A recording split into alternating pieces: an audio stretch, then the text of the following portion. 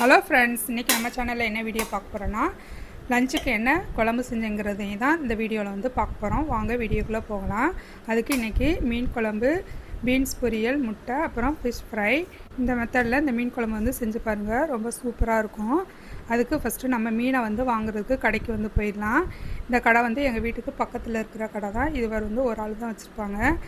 Fish மார்க்கெட்டுக்கு போனோம்னா அங்கே வந்து நிறையா கடை வந்து இருக்கும். நமக்கு தேவையான மீன் வந்து வாங்கிக்கலாம். ஆனால் இங்கேயுமே அங்கே இருக்கிற எல்லா மீனுமே இங்கே இருக்கும். அங்கேயும் சேம் ரேட்டு தான், இங்கேயும் சேம் ரேட்டுனால நான் பெரும்பாலும் இங்கனக்குள்ளேயே வாங்கிக்குவேன், வீடு பக்கத்துலனால.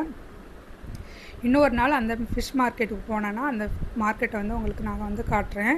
இப்போ நான் எனக்கு தேவையான மீனை வந்து வாங்க கொடுத்து நறுக்க வந்து கொடுத்துருக்கேன். இங்கே வந்து முட்டைப்பாறை, ஊளி, பாலை மீன், சிலுந்தி கொத்தான், கூனி எல்லாமே வச்சுருந்தாங்க.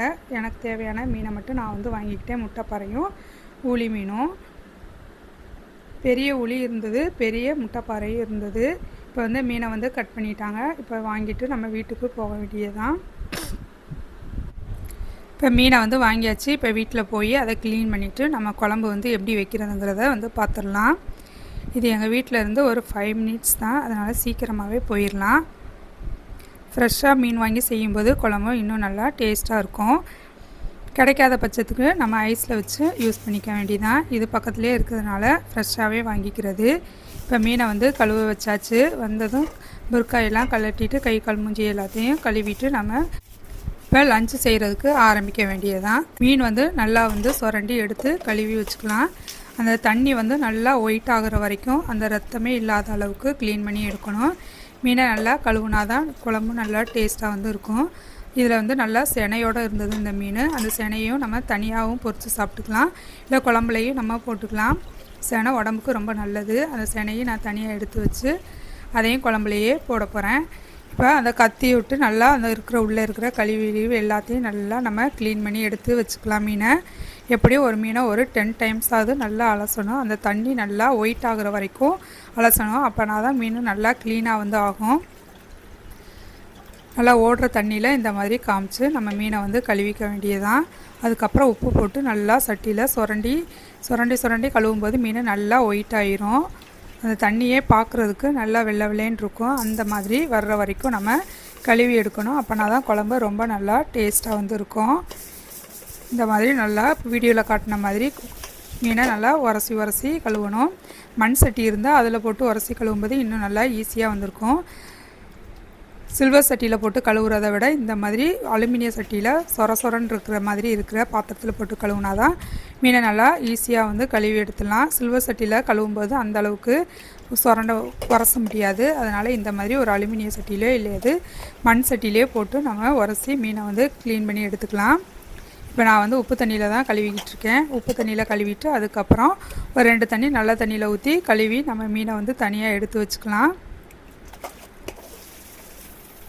பாருங்கள், நான் எத்தனை டைம்ஸ் வந்து கழுவுறேன்னு உங்களை காட்டுறதுக்காக வேண்டியதான் நான் வந்து காமிச்சிக்கிட்டு இருக்கேன். இப்போ பாருங்கள், தண்ணி எவ்வளோ நல்லா வெள்ளையாயிடுச்சுன்னு. இப்போ நான் உப்பு தண்ணியில் கழுவுனதுக்கப்புறம் நல்ல தண்ணியிலையும் கழுவி எடுத்துக்கிறேன். மீன் பாருங்கள் எவ்வளோ ஃப்ரெஷ்ஷாக ஒயிட்டாக இருக்குதுன்னு பாருங்கள். இந்த அளவுக்கு நல்லா க்ளீனாக வந்து கழுவி எடுத்துக்கணும். அதில் ஒரு ரத்தம் கூட இல்லாமல் எந்த அளவுக்கு சுத்தமாக கழுவி இருக்குன்னு. இப்போ மீன் எல்லாத்தையும் நம்ம கழுவியாச்சு. இப்போ மீனை பொரிக்கிறதுக்கு கொஞ்சம் மீனை வந்து தனியாக வந்து எடுத்துடலாம். இப்போ 2 பேருனால நான் வந்து ஒரு 6 மீன் மட்டும் பொரிச்சுக்கிறேன். மீதியை வந்து கொஞ்சம் குழம்பு வச்சுட்டு கொஞ்சம் மீனை வந்து நம்ம எடுத்து ஃப்ரிட்ஜில் வந்து வச்சுக்கலாம். நெக்ஸ்ட் டேக்கு சாம்பார் வச்சு மீனை வந்து பொரிக்கிற மாதிரி வச்சுக்கலாம். இப்போ வந்து மீனை பொரிக்கிறதுக்கு கொஞ்சோண்டு மஞ்சத்தூள், கொஞ்சம் உப்பு, கொஞ்சம் மிளகாய்த்தூள், கொஞ்சம் மீன் மசாலா போட்டு நல்லா மிக்ஸ் பண்ணி எடுத்து வச்சிடலாம். இதை எடுத்து ஃப்ரிட்ஜில் வந்து வச்சுக்கலாம். சாப்பிடும்போது நம்ம வந்து பொரித்து வச்சுக்கலாம். இப்போ மசாலா வந்து நல்லா போட்டு பரட்டியாச்சு. இதை வந்து ஒரு பாக்ஸில் போட்டு நான் ஃப்ரிட்ஜில் வந்து எடுத்து வச்சுக்கிறேன். மசாலா வந்து அது உள்ளேலாம் நல்லா படுற மாதிரி தேய்ச்சி விட்டு வச்சு இப்போ பாக்ஸில் வந்து போட்டேன். இப்போ இதை வந்து ஃப்ரிட்ஜில் வந்து வச்சுக்கிறேன். ஃப்ரீசரில் வைக்காமல் ஃப்ரிட்ஜில் வச்சா தான் நம்ம தேவையான போது எடுத்து பொரிச்சிக்கலாம். நெக்ஸ்ட்டு வந்து குழம்பு செய்கிறதுக்கு ஆரம்பிக்கலாம். அதுக்கு ஒரு பெரிய நெல்லிக்காய் சைஸ் அளவுக்கு புளியை வந்து ஃபஸ்ட்டு ஊற போட்டு தனியாக எடுத்து வச்சிடலாம். ஃபஸ்ட்டு புளியை வந்து ஒரு டைம்ஸ் கழுவிட்டு அதுக்கப்புறம் வந்து நம்ம ஊற போட்டு வச்சுக்கலாம். அதில் மண் இதெல்லாம் இருக்கும்போது அது கழுவும்போது போயிடும். அதனால் புளியை ஒரு தடவை கழுவிட்டு அதுக்கப்புறம் நான் வந்து ஊற போட்டுக்கிறேன். இப்போ வந்து கொஞ்சோண்டு சின்ன வெங்காயம், பூண்டு, தக்காளி, கருவேப்பிலைலாம், பச்சை மிளகாய் எடுத்து வச்சுருக்கேன். சின்ன வெங்காயம் சேர்த்து செய்யும்போது நல்லா வந்து இருக்கும். ஒரு 5-6 பல்லு பூண்டை வந்து இந்த மாதிரி நல்லா தட்டி வந்து எடுத்துக்கலாம். கட் பண்ணிவிட்டு சேர்க்குறத விட இந்த மாதிரி தட்டி சேர்க்கும்போது நல்லா வந்து மணமாக வந்து இருக்கும். சின்ன வெங்காயத்தை அது மாதிரி நான் தட்டி வந்து எடுத்து வச்சுக்கிறேன். இல்லைனா மிக்சியில் வந்து போட்டு ஒரு பல்ஸ் மோடில் 1-2 அரைச்சும் எடுத்துக்கலாம். இப்போ சின்ன வெங்காயத்தையும் தட்டி எடுத்தாச்சு. இப்போ மீன் குழம்பு செய்கிறதுக்கு ஸ்டார்ட் பண்ணிடலாம். இப்போ பாத்திரம் வந்து அடுப்பில் வச்சுட்டேன். பாத்திரம் சூடானதுக்கப்புறம் எண்ணெய் சேர்த்து கொஞ்சம் பெருஞ்சீரகம், கொஞ்சம் வெந்தயம், அது நல்லா பொரிஞ்சதுக்கப்புறமா நம்ம இடித்து வச்சுருந்த பூண்டையும் சேர்த்து பூண்டு கொஞ்சம் நல்லா வதங்கினதுக்கப்புறமா கொஞ்சோண்டு பச்சை மிளகா, கொஞ்சம் கருவேப்பிலை, வெங்காயத்தையும் சேர்த்தாச்சு. இது நல்லா வதங்கி வரட்டும். இது வதங்கி வர்ற கேப்பில் நம்ம மீனுக்கு தேவையான மசாலா வந்து அரைக்கணும். அதையே வந்து நம்ம ஃபஸ்ட்டு ரெடி பண்ணிக்கலாம். இதனால் எண்ணெயில் மிக்ஸ் பண்ணிவிட்டு அடுப்பை வந்து கம்மி பண்ணி வச்சுட்டு நம்ம வேலை செய்யும்போது தான் அது பிடிக்காமல் வந்து இருக்கும். இப்போ நான் இதுக்கு ஒரு பெரிய சைஸ் 2 தக்காளி வந்து எடுத்திருக்கேன். அதை மிக்ஸி ஜாரில் கட் பண்ணி சேர்த்துக்கலாம்.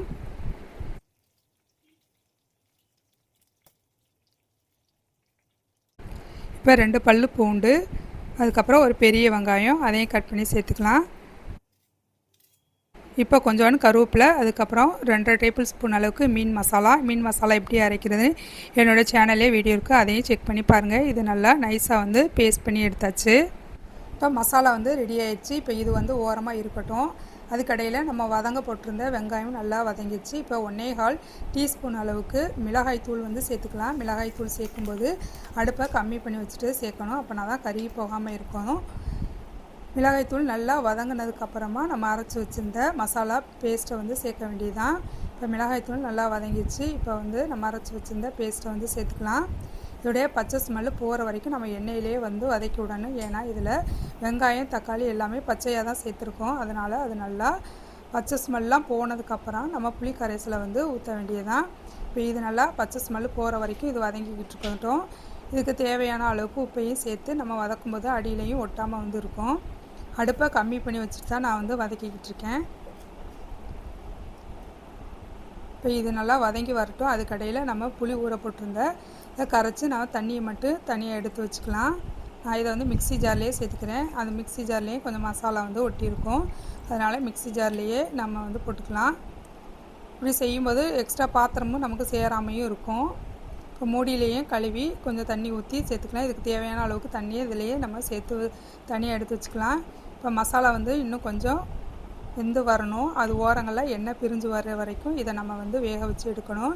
அதுக்கடையில் நம்ம சோறு வந்து வைக்கணும். அதுக்கு நம்ம அரிசியை ஃபஸ்ட்டு ஒரு 1/2 மணி நேரம் ஊற போட்டு வச்சுக்கலாம்.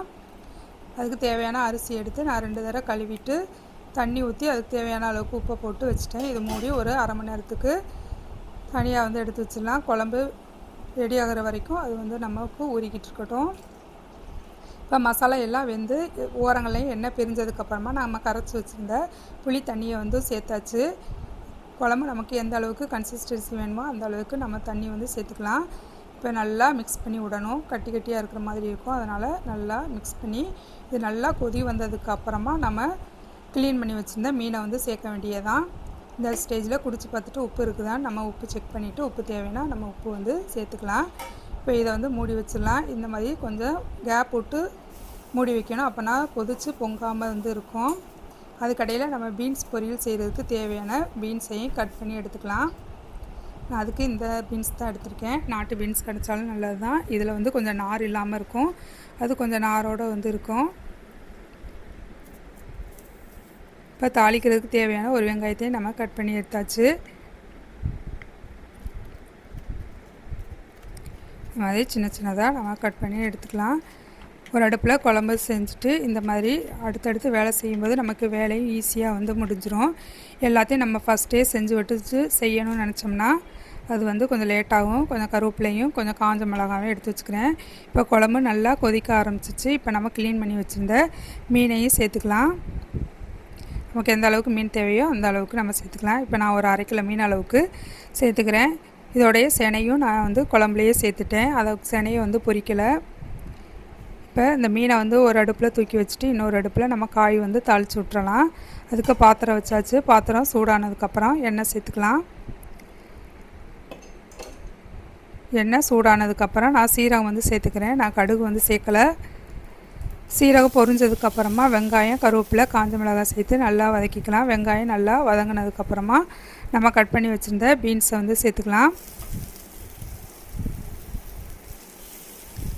பீன்ஸையும் சேர்த்து நல்லா எண்ணெயில் வந்து வதக்கிக்கலாம்.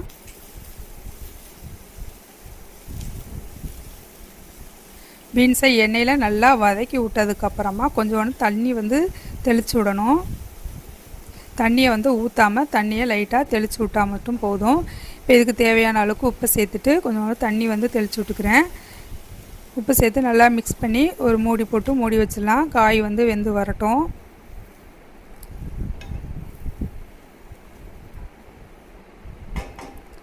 இது எல்லாத்தையும் நல்லா மிக்ஸ் பண்ணியாச்சு. இப்போ இதை மூடி வச்சாச்சு. அதுக்கடையில் கொஞ்சம் கொஞ்சம் பாத்திரம் வந்து கிடக்கும். அதையும் நம்ம அப்பப்போ கழுவி வச்சிட்டோம்னா நமக்கு வேலையும் ஈஸியாக வந்து முடிஞ்சு போயிடும்.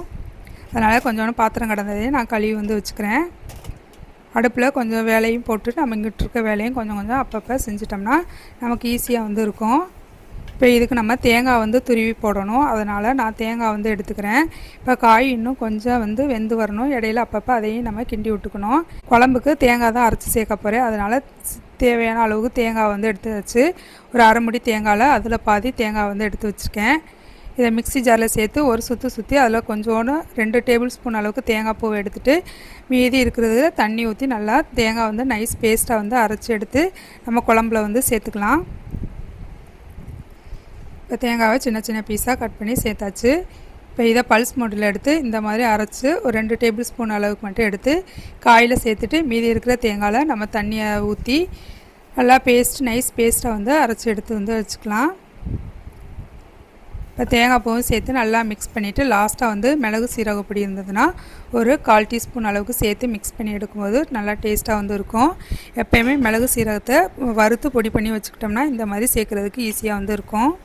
இப்போ நமக்கு காயும் வந்து ரெடி ஆயிரும். இப்போ இதை ஓரமாக வச்சுட்டு நம்ம ரைஸ் வந்து ஊற போட்டு வச்சுருந்தோம். அதையும் அடுப்பில் தூக்கி வச்சிட்டோம்னா நமக்கு சோறும் ரெடி ஆகிக்கிட்டு இருக்கும். அதுக்கடையில் நம்ம கொஞ்சம் நேரம் ரெஸ்ட்டும் எடுத்துக்கலாம். இப்போ நமக்கு காய் வந்து ரெடி ஆயிடுச்சு. இப்போ அந்த தேங்காய் பூ எடுத்ததுக்கப்புறமா இதில் கொஞ்சம் தண்ணி ஊற்றி நான் பேஸ்ட்டு வந்து அரைச்சி எடுத்துக்கிறேன்.